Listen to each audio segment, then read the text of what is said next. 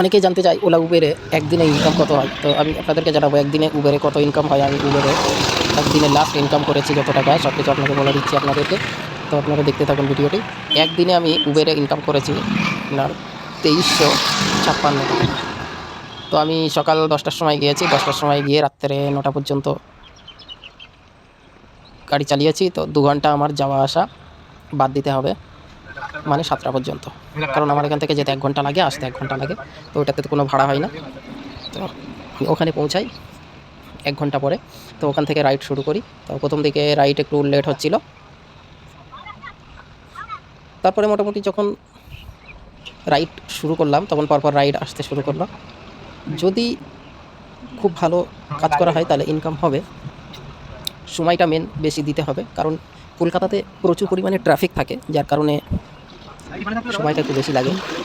Profit বলতে গেলে profit আছে, যদি সিএনজি বা অন্য কোনো এলপিজি দিয়ে কাজ করেন তাহলে একটু প্রফিটটা বেশি হয়। পেট্রোলে প্রফিটটা একটু কম হয়।